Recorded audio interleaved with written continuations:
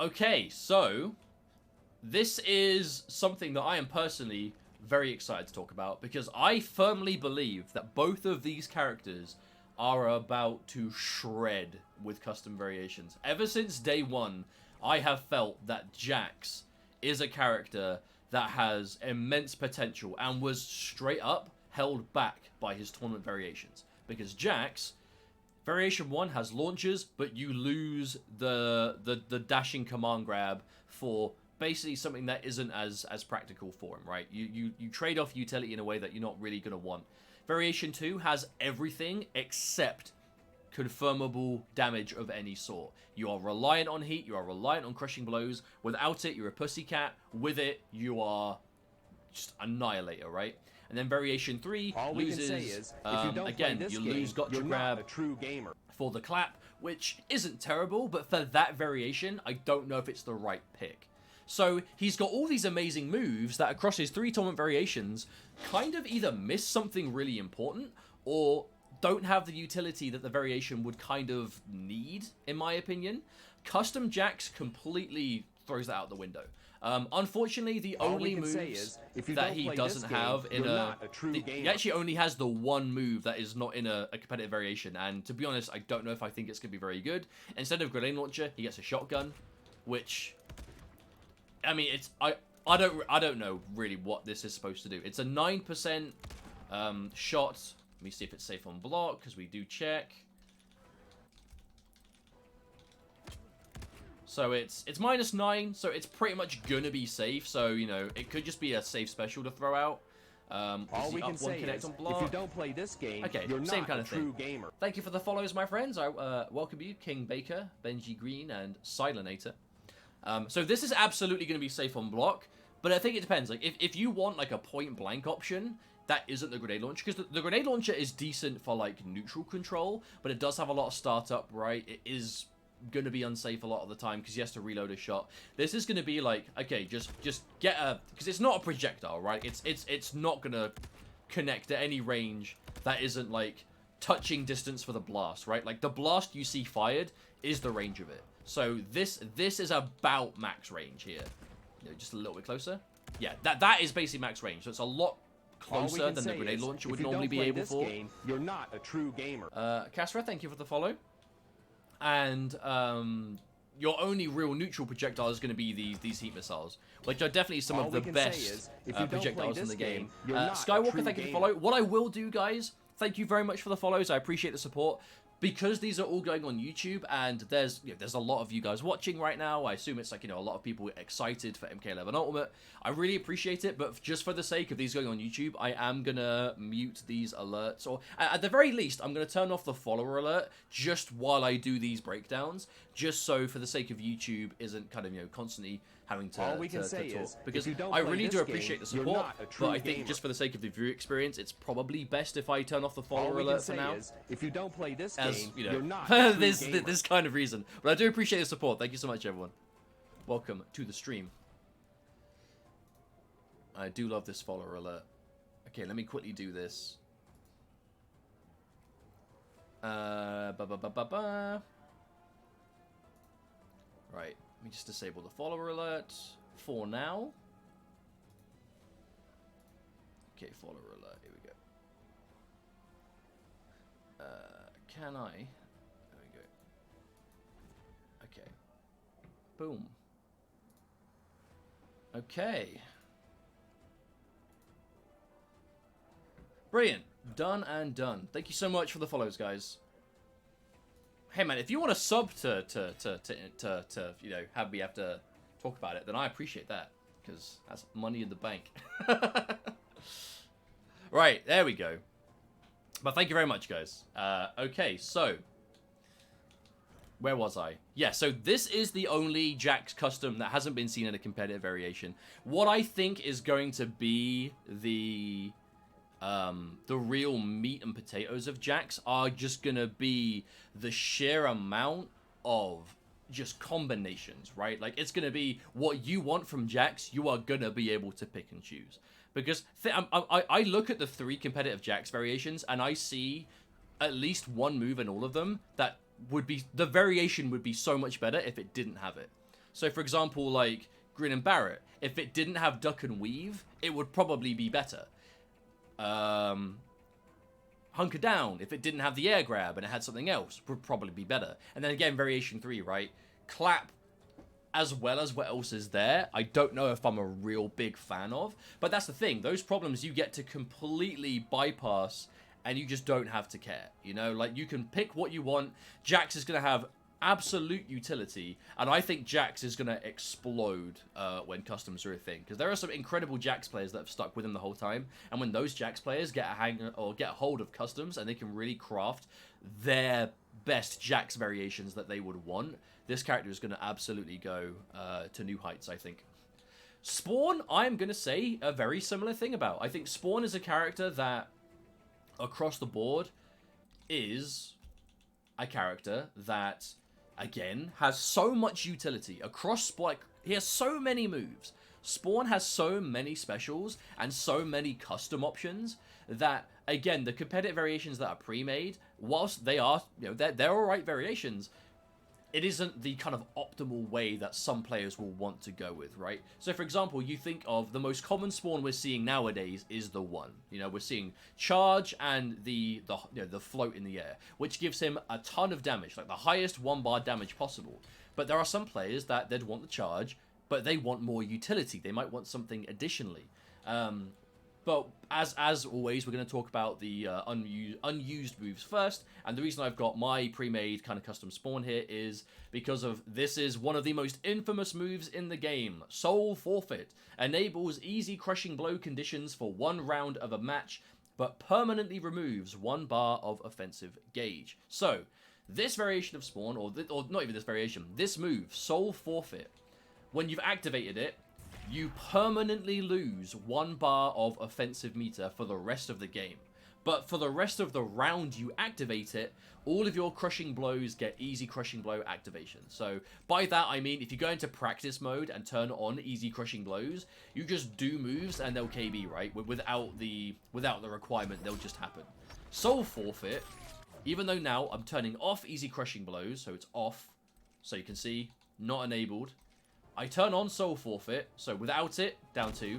With it, down 2. It's got a crushing blow. You take a substantial damage reduction from the crushing blow, but the utility and basically your potential for offense skyrockets. It lasts the entire round that you use the move, but that's where this move is going to come down to, because this is going to be, in my opinion, a final round move, and that's going to be its biggest use. Because fundamentally, if you're up a round and you use it in round 2, and you lose that round, your bar ain't coming back. Like, you're stuck with 1 bar for the whole game. So if you win round 1, use this in round 2 and lose round 2, you're playing round 3 with half of the offensive bar of the other player. Unless they're playing spawn as well, under very specific circumstances. So I kind of realistically see this being a not variation 3, a round 3 tool, because this lets you use everything. So with Soul Forfeit, I'm going to do my uppercut, I'm going to do my this,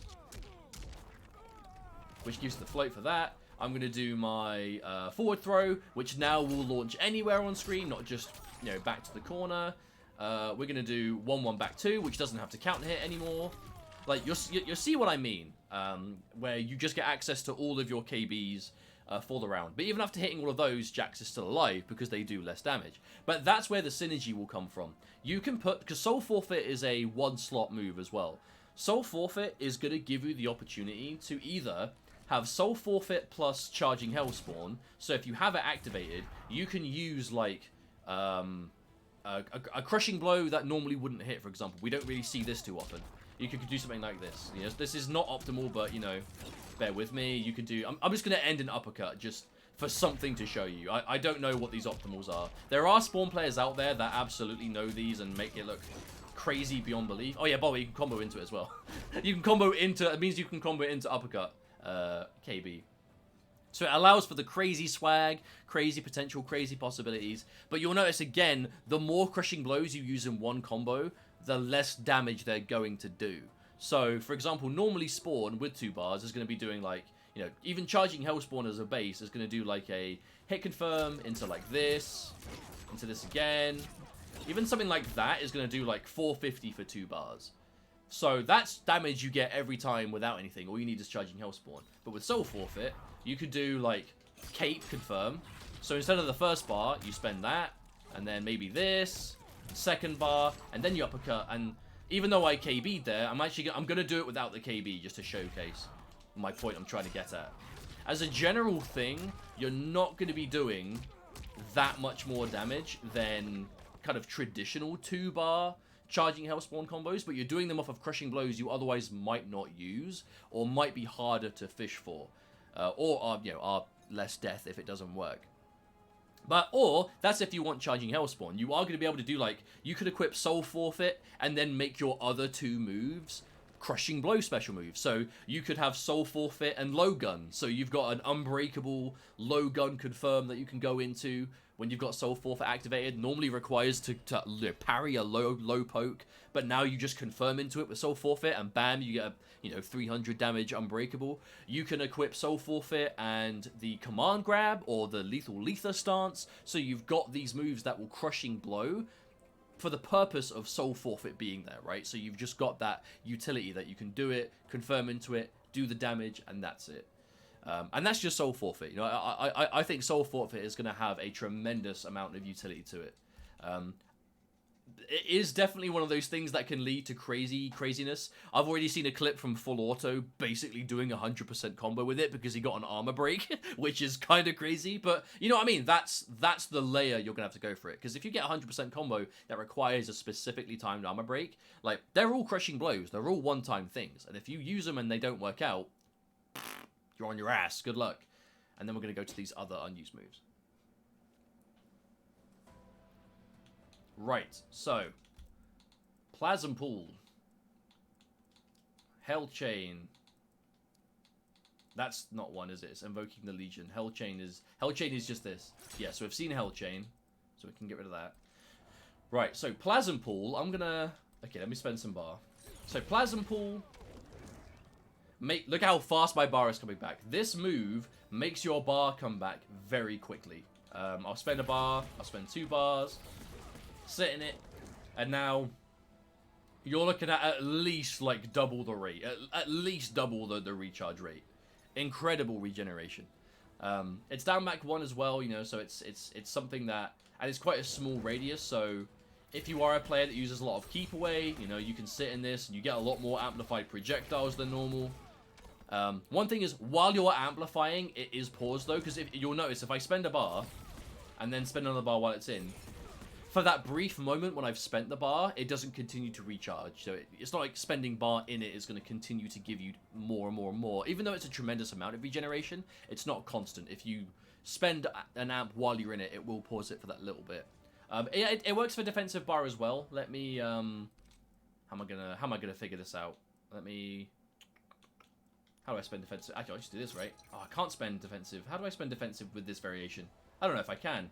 Maybe I'll get myself knocked down. Hang on. Or make him do that. Right. Knock me down. Wake up attack. Plasmapool. There we go. Yeah, so it gives you both bars simultaneously, which if you've used breakaway, like for example, if he hits me and I break away, I'm going to try and... Oh, this is going to be... I'm just going to record and do something else. This. Right. So if you've just breakawayed, you can like, and you get distance, like that is crazy utility for that coming back.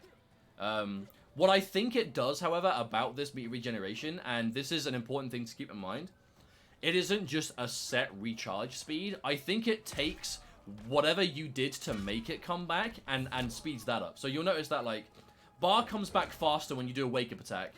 Because if you look at my defensive bar will come back fast when I do a wake up attack, and then I do this, right? I'll do a wake up attack, and then set up the Plasmapool, keep an eye on the speed. That's very fast, right? That's super fast. I've already got it back. But if I break away, which is normally a very slow regeneration, and then do it, you'll notice even though it's much faster, it's still slower than it was before. It doesn't give your bar a set regeneration. It takes its current regeneration speed and then speeds that up. So you have to make sure you're using it properly. So if you're using it on projectiles and things like that, you're going to just machine gun it back up. But if you use things like breakaway or those moves that take a long time to come back, it's still, even though it's going to be way worth it, because it still comes back way faster, it's not going to be the same speed. It multiplies what it is currently recharging at. But it's really strong. It's definitely really strong. And then we're looking at Invoking the Legion. Right. This is something that realistically, I don't think anyone's going to use. This is such specific utility. I don't know. I don't see a scenario where you would pick this, especially if you're running Soul Forfeit. But regardless, what this move is, it allows Spawn, it's a buff you activate. When it's activated, it allows Spawn to use his Fatal Blow at any time, even if he is above 30% health. So, however, the only exception is if you are using it as a comeback mechanic. What this move does is, by default, you know, I'm going to give myself normal, like, Fatal Blow. So Spawn's Fatal Blow by itself normally does, may make him not do that anymore. We've all seen Spawn's Fatal Blow. It is high damage, absolutely. This is going to do, you know, over 300 for what it is. I don't remember exactly. I think it's about 340. Okay, 320. Never mind, I was wrong. But 320, normally, if you have over 30% and you turn this on, you get your Fatal Blow, but it will do reduced damage. That's the big thing here. So from 320, it's going to go down to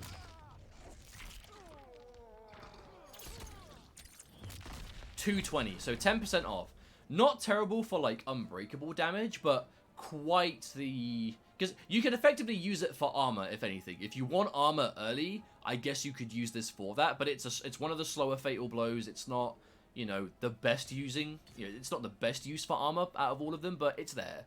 What I think this move's potential is if you are below 1%, or you're below 30%, sorry, so you're in Fatal Blow threshold, and then you activate it, your Fatal Blow goes from 320 damage, and you see it threw 3 grenades there, not just the 1.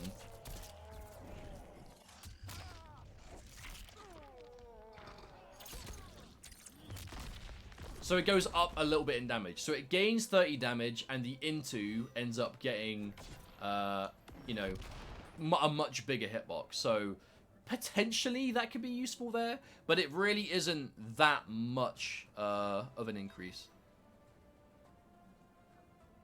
How much does it do if it's an armor break? I mean, it will do as much as any other 350 move would, right? Like, it's effectively a big crushing blow, but again, considering it costs a slot to do, and again is another, like, one-time kind of use, because if you use your Fatal Blow with this before 30%, it's gone. It doesn't come back again when you've dropped below 30. It's just, you've used it, that's your lot, and that's it, you know, GG.